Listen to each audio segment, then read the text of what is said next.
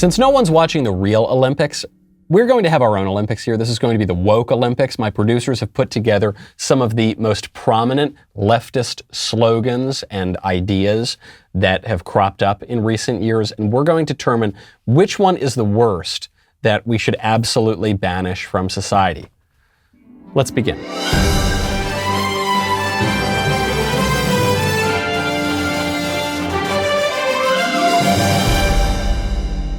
This Olympic bracket begins with my truth versus birthing person.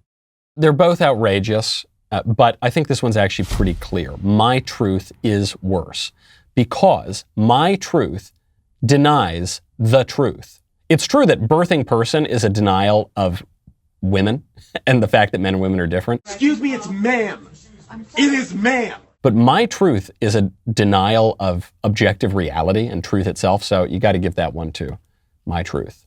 Next one, microaggression or white fragility. This one I'm going to have to go with white fragility because the idea of a microaggression is pathetic. The idea that we have so few macroaggressions in this country that we have to worry about our microaggressions and just pretend to be offended all the time and find reasons to be offended. Excuse me, where's the Oriental food aisle? Quiet, there's PC babies. But the idea of white fragility is just a vicious attack on white people, like a specific group of people on the basis of their race.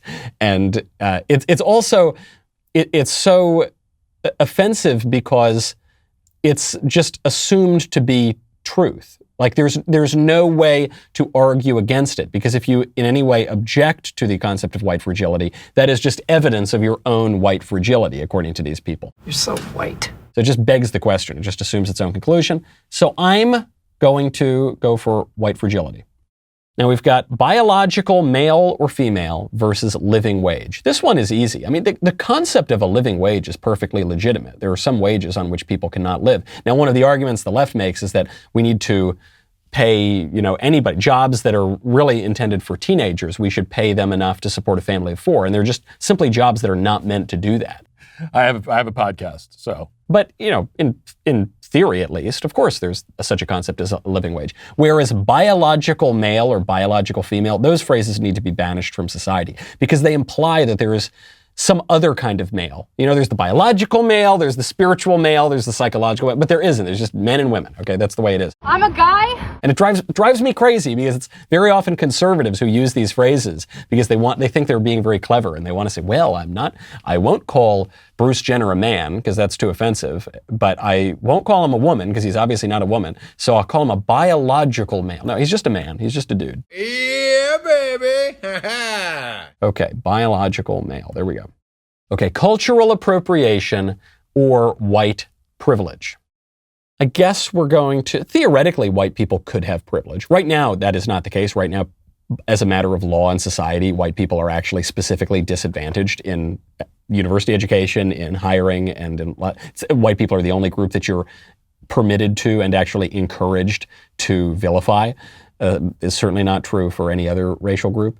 But theoretically, white people could have privilege, right? There have been plenty of other social organizations where white people get certain privileges compared to other groups.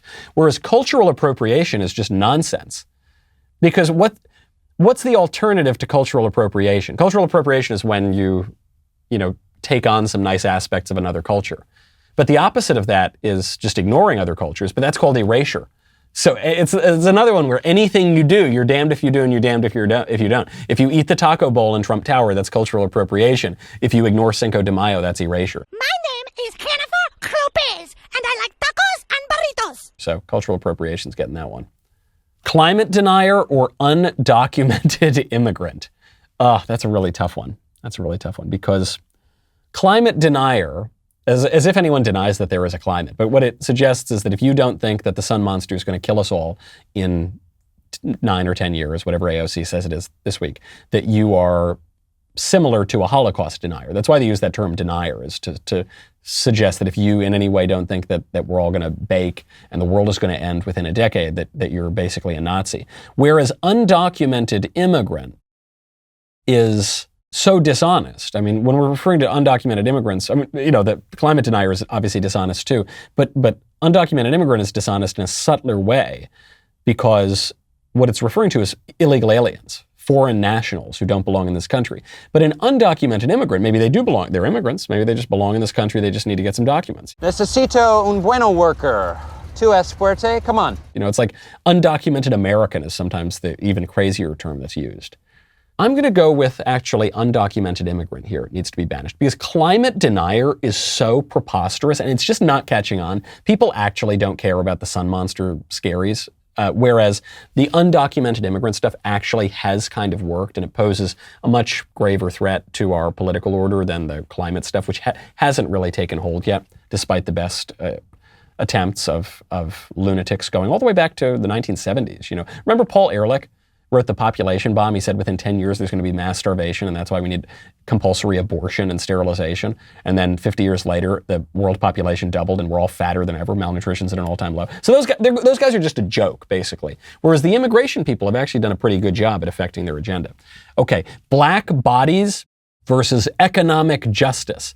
This is easy. Economic justice also is a perfectly legitimate concept in theory. The way that it's used by the left is usually the opposite of its meaning. It refers to injustice, where you take money from people and you give it to other people for not very good reasons. But black bodies is the most offensive one. This has been promoted by this very overrated leftist writer, Ta-Nehisi Coates. He's a darling of white liberals. And Ta-Nehisi Coates, who is a black guy, but he almost exclusively refers to black bodies. You are black, Stanley! Instead of black people, as if black people don't have souls. Right, they're just bodies. There are other humans, they have souls, but for some reason, according to Ta-Nehisi Coates, black people are just meat puppets without souls. Very offensive stuff, and from a preposterous understanding of human nature. So, boom, getting that one. Next one, the 1% or anti-science. I don't mind the 1% necessarily. I mean, the way Wall Street, Occupy Wall Street used it was kind of silly, but it just refers to huge disparities of power in a society. And it is, right now we're living in a proto-oligarchy. I mean, a very small handful of people have most of the money and all of the power. I'm thinking of the big tech billionaires and the people who facilitate their reign in government and the other institutions. So that's sort of fun. Whereas anti-science is the alternative. I mean, that's just silly. It's anti-knowledge, right? No, science just refers to knowledge. Now, you know, over the time, it's come to signify this very narrow materialist sort of understanding of things and material inquiry. But it's funny too, because now if you say that a baby's a baby and a man's not a woman, you're called anti-science. So anti-science, that's the one we're going to go with. And then we've got cisgender. Cisgender refers to men who know that they're men and women who know that they're women. And reproductive rights, which refers to the right not to reproduce. The right, you have already reproduced when you're pregnant, but then the right to kill the process of, you know, the product of reproduction, namely a human baby. I guess my thoughts on abortion are, you know, let's just all have a good time. There's reproductive rights. I mean, that just refers to killing babies, and it's so hideous. Which one would be banned? Reproductive rights. I think cisgender is the crazier one. Obviously, killing babies is a bigger problem, but at least you're referring to reproduction, even if you're talking about undermining reproduction and doing the opposite of reproduction. Whereas cisgender, it's just nonsense. I mean, the cis is not a thing, because what the implication of cis is that it's perfectly normal to be a man who thinks he's a woman, right? Trans and cis, just whatever, it's whatever you are. And the idea that gender is somehow a legitimate category. So, all right, cisgender, that's the one that's got to go. Okay, we've now understood all of the terms. Let's see. Going back to the top. My truth versus white fragility. So my truth is generally a denial of the truth, whereas white fragility is this attack on white people. But I do think if we had a greater respect for the truth, I mean, you'll remember there was a memo put out by the Smithsonian Institution that said that if you refer to objective reality or like truth and reasoning, that's actually a white dog whistle. So I think actually if we recognized that there is truth and the truth is not bigoted, but it's actually open to all of us if we use our faculties of reason, I think that all this anti-white stuff would go away. So I'm giving that one to my truth. Biological male or female versus cultural appropriation, it's going to have to go to biological male or female. That's much more offensive to reality. Undocumented immigrant versus black bodies. I think black bodies is more offensive because it's ironic. Right now, there are two heretical views of human nature that the left is simultaneously pushing. One is the trans view. It's called Gnostic dualism. That's the older term for it. It's an old heresy that says your body has nothing to do with who you really are. So I look like a man, but I'm actually a woman if I say so. It's the Bruce Jenner thing. Whereas they'll also say that black people are just bodies, that they don't have a soul, that not only do their bodies have something to do with who they are, but their bodies are entirely who they are. So there are these two, the materialist and the Gnostic view of human nature, and they're contradictory, but they both attack the actual view, which is called hylomorphism, which is that your body, soul, and spirit. Anyway, a long way of saying black bodies is the more dangerous one to a political order.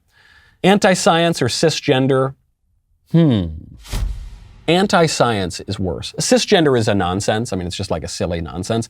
But anti-science is really nefarious because anti-science is presuming that objective reality, like truth, now can only be known in this very narrow way. Now, obviously, we know there are plenty of things that are not susceptible to this modern scientific method, like loves, dreams, hopes, joys, the eternal moral order in some ways, though it's complicated.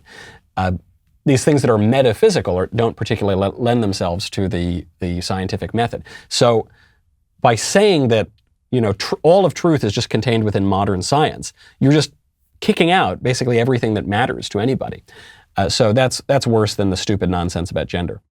All right, my truth versus biological male or female. My truth is going to be much more dangerous. And then black bodies versus anti-science.